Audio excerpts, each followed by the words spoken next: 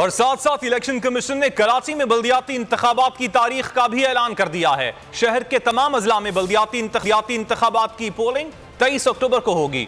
इससे पहले कराची में 28 अगस्त को बल्दियाती इंतखाबात का ऐलान किया गया था।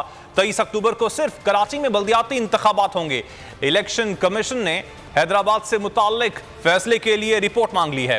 हैदराबाद में बल्दियाती इंतखाबात कब होंगे, इस हवाले से तारीख का ऐलान बाद में किया जाएगा।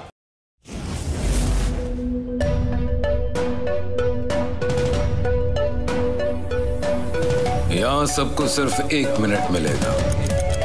And your time starts now.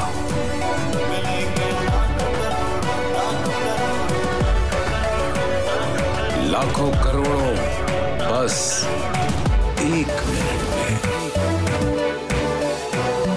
जीतो 1 मिनट में, जीतो 1 मिनट में, जीतो 1 मिनट में, जीतो 1 मिनट में।